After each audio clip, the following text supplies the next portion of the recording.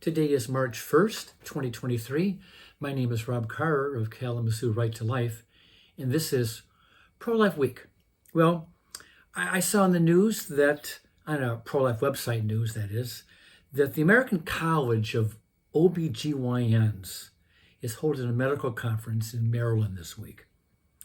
And for the last 15 years, the American Association of Pro-Life OBGYNs has had an exhibit at the larger organization's annual conference.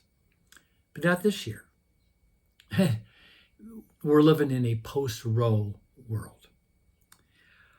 When Dr. Christina Francis, the CEO of the Pro-Life Group, arrived in Maryland, she was told at the last minute that the exhibit was going to be canceled or banned, and she was not given any explanation. But she does believe that the reason for the cancellation is because the American College of OBGYNs is becoming more and more stridently pro-abortion.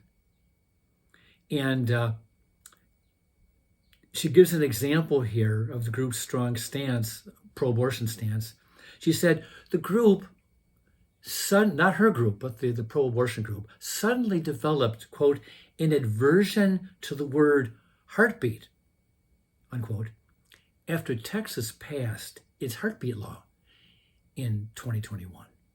So, it's just another example of medical societies and organizations really overlooking the science and the technology, and they have become ideologues and zealots for the abortion industry. Okay, here's some good news, but first I have to give you the bad. Back in 2019, New York State's Assembly, their entire legislature, passed a bill called the Boss Bill.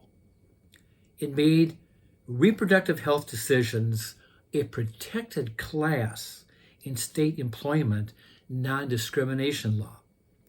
Employers who choose not to hire or keep a staffer who promotes killing unborn babies in abortions could face large fines and punishments. So if you ran a pregnancy care center, you would have to hire a pro-abortion person, even if it conflicted with the mission and vision of the center. Well, that seems discriminatory in and of itself. So here's the good news. Evergreen Association runs pregnancy care centers in New York State. Back in 2020, they sued the state, challenging the law's constitutionality. However, a federal judge dismissed their case back in 2021. Evergreen appealed.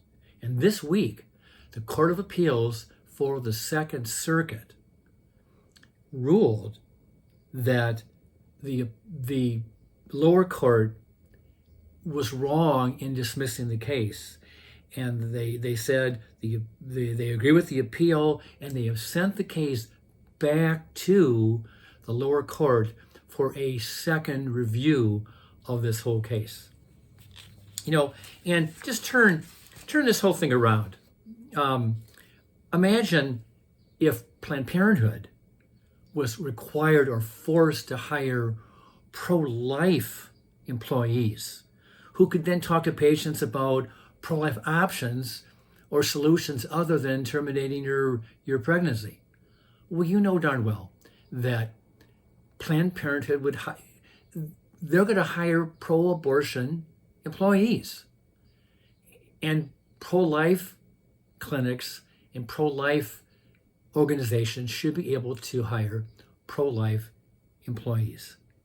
Said the president of one of the pregnancy care centers, quote, the state of New York denied our pro-life pregnancy organization our constitutional ability to insist on hiring and retaining only like-minded pro-life employees.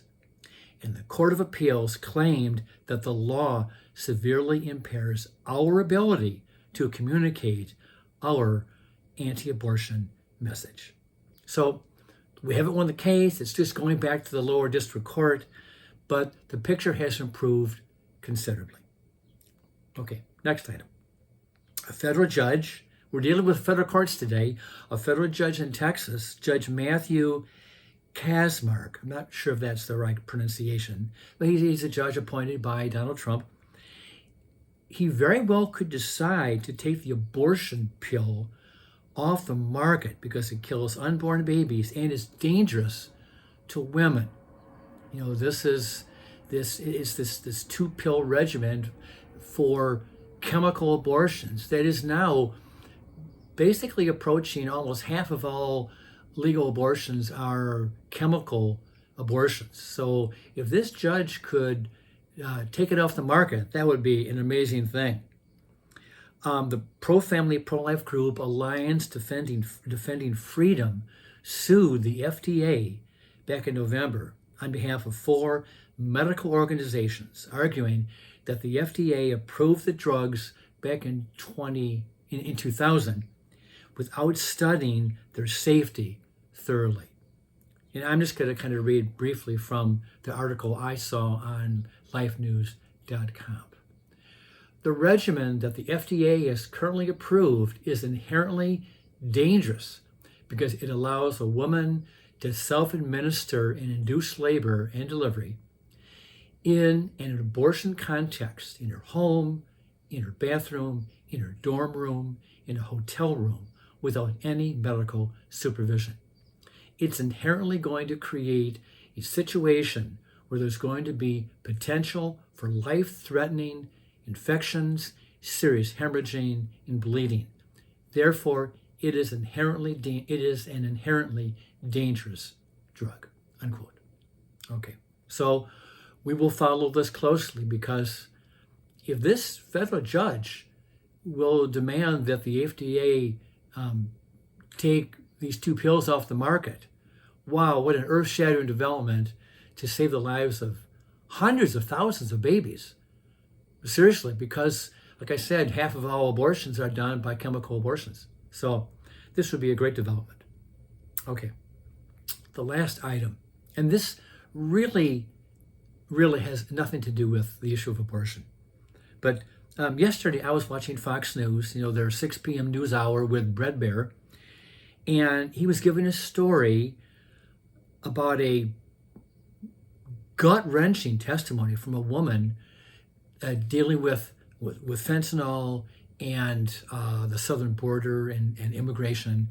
She was testifying before a House committee.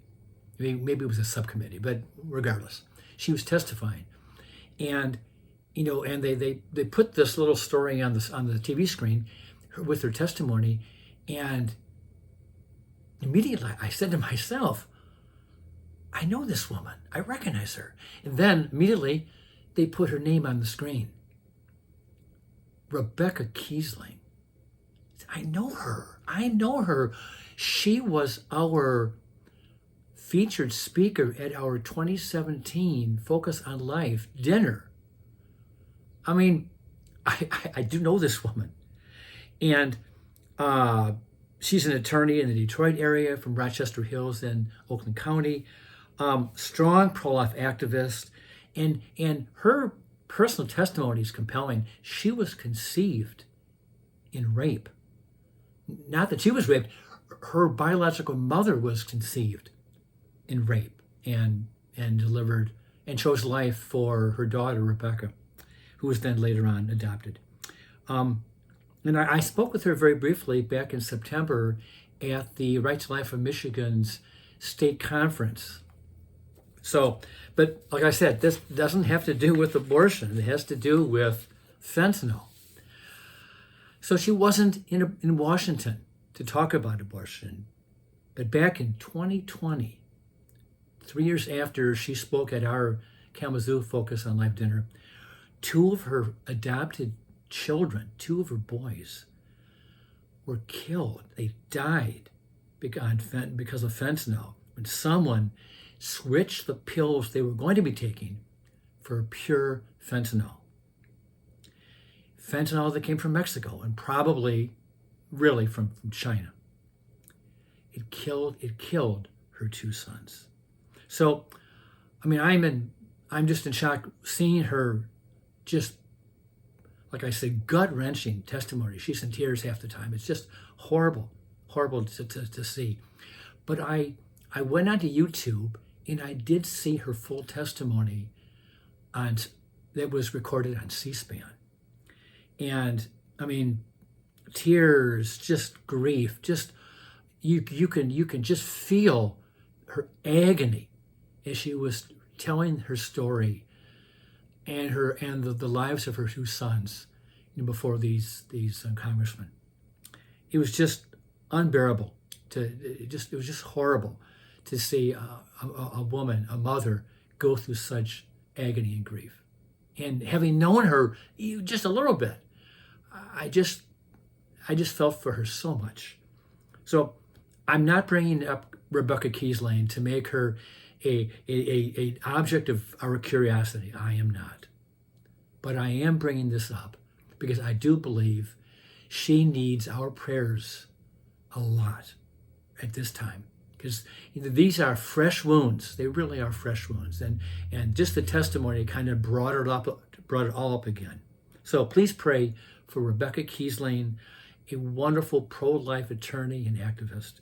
Pray that God would cover her with his love and his compassion and his grace.